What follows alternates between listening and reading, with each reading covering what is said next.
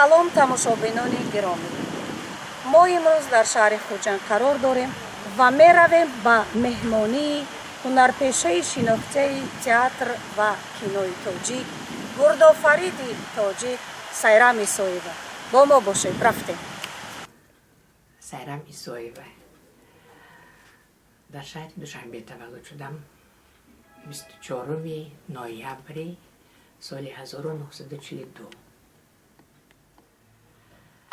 баъд аз тавлид шудан падари бузургворам ва модари меҳрубонам равона шудам ба деҳоти Пахтобод. он вақт шаҳри Регар буд, деҳаи Пахтобод. ана дар ҳамон ҷо ман 10 соларо хатм кардам дар мактаби ба номи Сергей Миронович Киров. аъло мехондам, умуман хонданро дӯст медоштам. аз дигар тараф варзишро дӯст медоштам ва машғули варзиш будам. сабаб ҳам доштам, барои он ки хоҳарам бо варзиш машғул набуд. ман кӯшиш кардам ки ӯро ҳам ба варзиш даъват кунам ва саломатиаш хуб шавад. таваллуд шудам дар шаҳри Душанбе. мо 5 апаю хоҳар. апаи калоним Каромат, апаи дуввумам Муҳаррам ном доштанд, апаи сеюмам Майрамҷон, ман Сайрам ва аз ҳама кенҷатой Сабаатҷон. 4 писару 1 духтар аз дунё чашм пӯшиданд. модарам модари қаҳрамон 10 фарзанд тавлид карданд. аммо афсӯс ки умри 5 кас кӯтоҳ будааст ва асосан писарҳо аз дунё рафтанд. новобаста ба ҳамаи ин падари бузургворам мегуфтанд ки ман афсӯс намехӯрам ки 5 духтар дорам, зеро 5 духтар ин 5 писар ҳам ҳисоб мешавад. зеро як тори мӯи шумоёнро ба писар ман иваз намекунам. коми моро ҳама апаҳомро бо меҳнат бардоштаги падару модарам. аз хурдӣ мо фақат меҳнат мекардем. апи калоним дар комбинати текстилӣ кор мекарданд, дар заводи собун кор мекарданд дар Душанбе. апи Кароматам ва апи Муҳаррамам дар шаҳри Исфара таваллуд шуданд.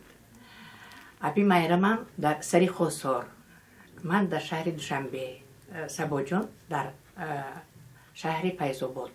барои чӣ ҳамаи мо дар тамоми Тоҷикистон тавлид шудем? барои он ки падари бузургворам коргари партиявӣ буданд ва ҳукумат ва партия куҷо ки сафарбар кунанд ҳамон ҷо сафар мекарданд ва албатта тухми мо дар тамоми Тоҷикистон. ва ман фахр мекунам ки ҳамаи мо дар тамоми гӯшаи Тоҷикистон тавлид шудем ва тоҷикистонием. шумо дар роли Гурдофарид дар он вақт чанд сола будед? вақте ки маро Борис Алексеевич Кимягаров, яке аз бузургтарин таҳиягарони синемо, ба нақши Гурдофарид даъват карданд, ман 29 сола будам. рости гап, ман ҳатто умед надоштам ки маро ба ин нақш тасдиқ мекунанд, зеро чунон соҳибҷамолон буданд ки ба монанди 40 духтарони Муъминобод 40 духтари соҳибҷамолро даъват кардаги буданд. мумкин ман 41 бошам, лекин вақти ман тофт ва ман баъд аз 4 чихеле ки ҳозир кастинг мегӯянд ки на проба ба ин нақш тасдиқ шудам ва бо 40 нафар сӯҳроб 1 моҳи дароз дар майдони павильони киностудии Тоҷикфилм ман кинопроба додам ва сӯҳробро ҳам худам интихоб кардам. вақте ки Борис Алексеевич пурсиданд ки Сайрам, бин ин қадар сӯҳробҳо буданд, кадомиш аз ҳама беҳтарин буд? сӯҳробҳо беҳтарин буданд, хушқаду қомат, соҳибҷамол, паҳлавонҷусса, аз ҳама ҷиҳат ҷавон, бисёр зебо. аммо ба ман маъқул шуд на фақат зебогию ва қаду қомати Ҳошим Гадоев, ба ман маъқул шуд истеъдоди баланди санъати нотакрори Ҳошим Гадоев.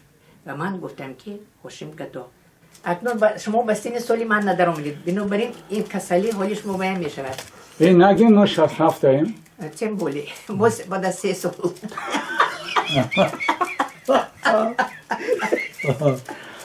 هوشیم گدو رو شما میشناختید؟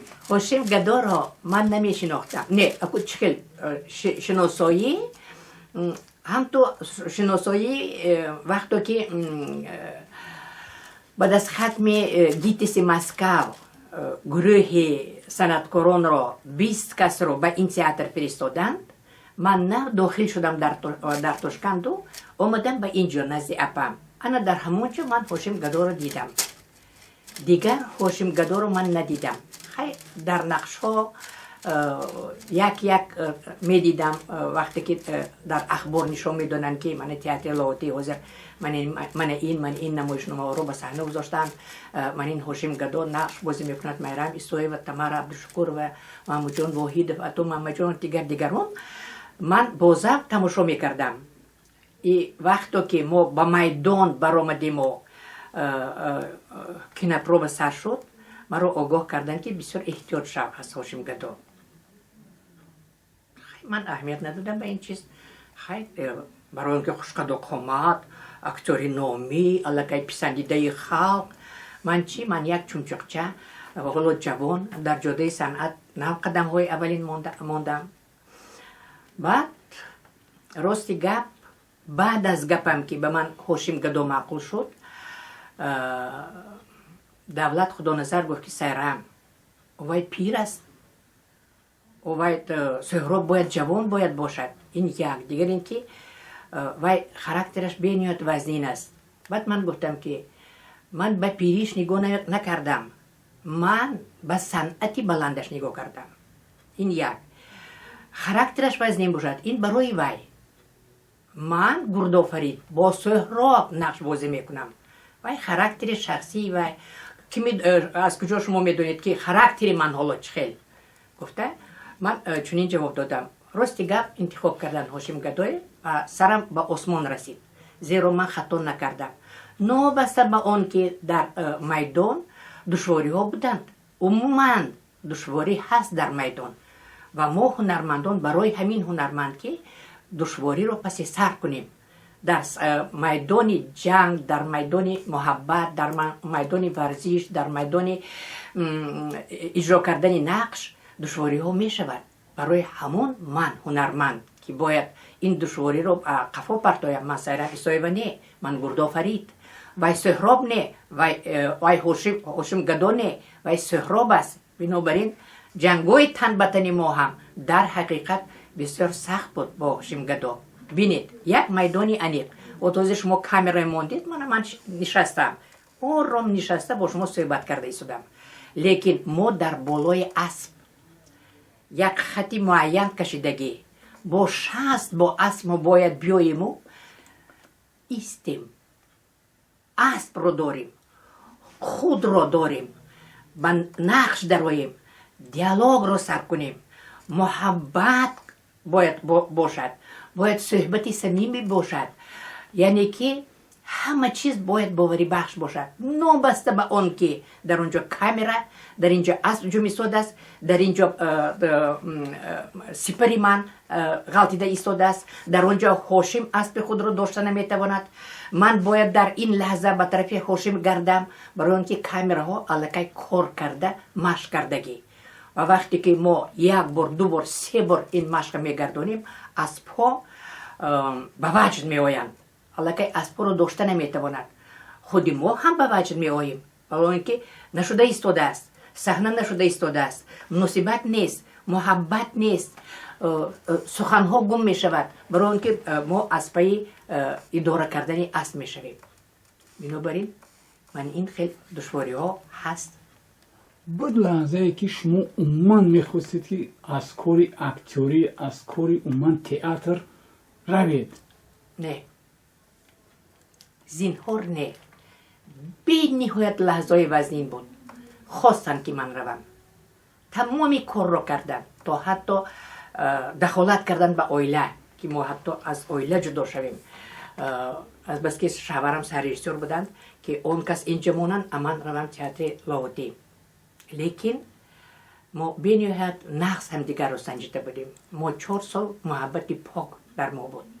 محبت ما از یک نگاه، محبت اصیل و با همین محبت ما 4 سال هم دیگر رو دوست داشته. بعد از ختم دانشگاه بعد زن و شوهر شدیم. برای اون که پدری بزرگوارم گفتن که دخترم هوشیار شو، تو خوندن رفسادی، تو آبروی همه ما رو باید داری و مقصد فقط خوندن. برای اینکه من از حدود دوشنبه بیرون یگانجا نمی رفتم و بینید که همون وقت من علاقه گردآفرید بودم که باری اول از دوشنبه به تاشکند خودم رفتم.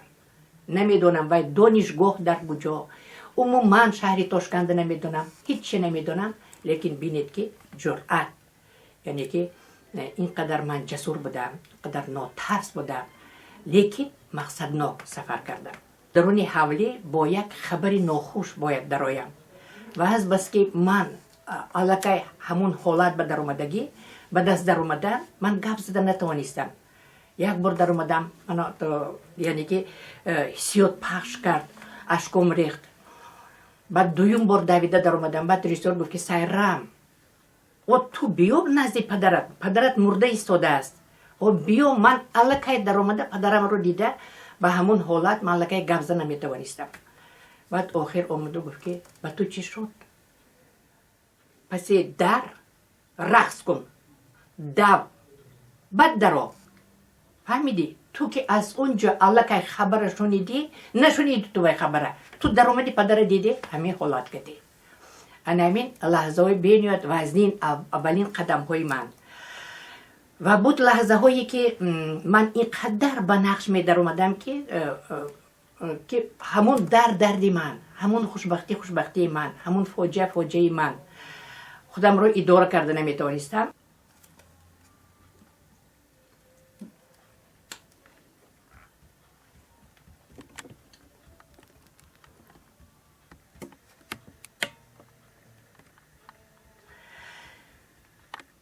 اینه میگرید.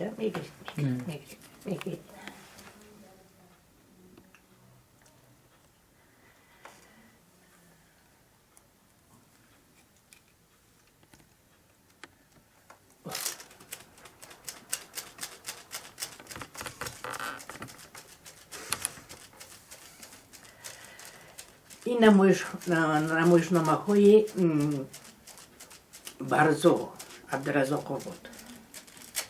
سلام مادر.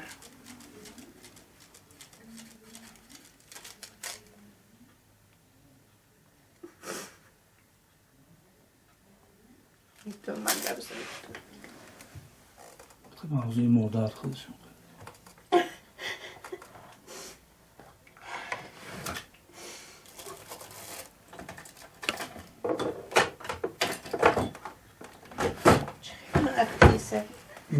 گفتی مهرم جان که این قدر گریه میکنی باید چکار کنم اگر دلم چرون باشد منم. این صمیمی است؟ این صمیمی است. این صمیمی است. گریه شما برای چی بود؟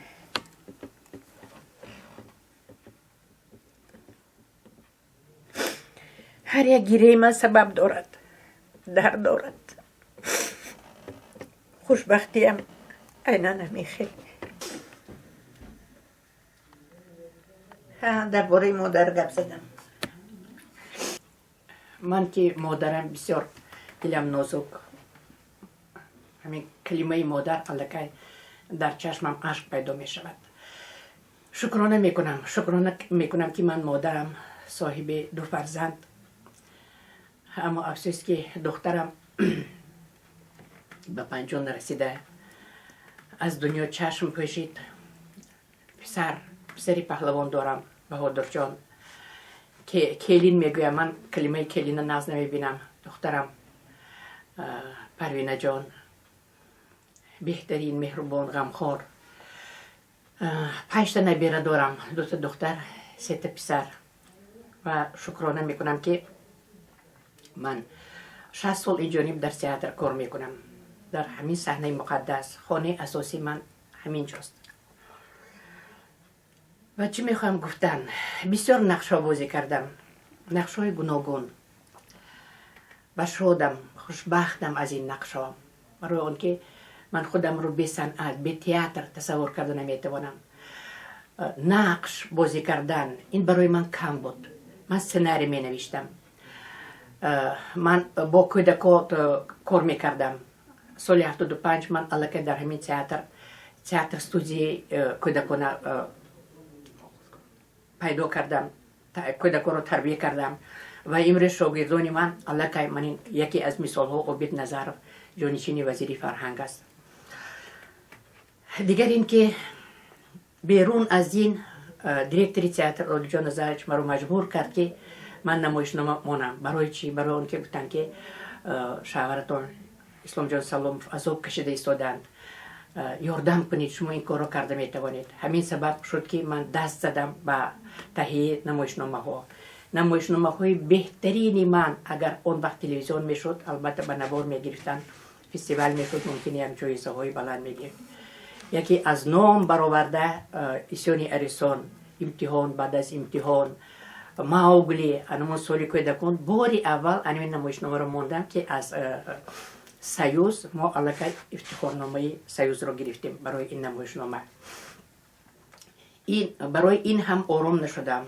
اونجای صنعت تشکیل کردم در خود شهر خوجند. از شهر خوجند این برآمد ولایت سوخت. بعد تمام ولایت سوخت اونجای صنعت گذراندن. مقصد ما یک عمری در تئاتر کادر نمیرسد. کوشش میکردم که کادرهای پیدا کنم، در دل کودکان، در دل جوانان محبت، مهر پیدا کنم نسبت فرهنگ و صنعت و سینمای و تئاتر. انا از اونجا من علاقه آورده در آموزشگاه صنعت، در فاکولته موسیقی علاقه جو میکردم و علاقه به تئاتر دعوت کرده همکاری میکردیم. ممکن در اینجا باری اول انمون آزمون اطلس و ادرس باری اول پیدا شد و این با انعانه در اومد. دیگر این که به من باور کردن، به من این رو که سپردن، من با سربلندی کوشش میکردم که همه این معرکه در سطح بلند گذرانم. و چی میخوام گفتن؟ ممکن در تاجیکستان چنین زنی نباشد که با این قدر کار دست زده باشد، حتی مردی هم نباشد که با این خیلی معرکه گذراندن، از مثال 300 کس سر کرده تا 3000 تا 30,000 که ما پارسال در 30 سالگی نوروز رو 30,000 آدم اشتراک کردن. من راهبری بدی نوروز بودم. شکرانه میکنم از اون که من تاجیکستانی ام. شکرانه میکنم از پیشوای معظم ملت، از مهربانیشان، از دستگیریشان، از فرهنگ دوستیشان. بینید که در هر یک ولایت ها تنتنه های فرهنگی میگذرد. این نشانی اون که مردم ما خوب زندگی میکند، خوشبخت است و میخواهد دائم خوشبخت باشد، بسیار خرسند باشد، قدری همدیگر برسد، قدری دولت برسد، قدری جوانان برسند و البته سری تعظیم فرود آورند به سربران دولت که اینقدر ما رو دستگیری میکنند. بینید در روزهای نزدیک سفری کعبه کردن و من باز یه بار دیگر میگویم که خدا داد است، در چهرهش نوری خدا دارد. با این مرد خدا ما باید شکرانه کنیم، دعای دولتش به هر خانه باید کنیم و شکرانه کنیم به هر یک تاجیک و تاجیکستانی. و میخوایم که تاجیکستانی ما چطوری که حاضر گلگل شکفته ایستاده است، گلگل شکفته ایستاد، فرهنگ دایم پیش رود، پرچم فرهنگ را ما دایم بالا برداریم. بینید که من حاضر باز یک انسامبل تشکیل کردم. حالا که ما 18 ساله شدیم، انسامبل فولکلوری اتنوگرافی بی بی ها که با این انسامبل ما در فستیوال های بایسون جای دوم گرفتیم، در فرغانه جای یکم دوم گرفتیم. بنابراین من بسیار آدمی خوشبخت از فرزندانم، از نبیرگانم، خرسند از همکارانم، خرسند از زندگی. الهی خدا عمرم دراز کند و من دویم برای خلقم خدمت کنم.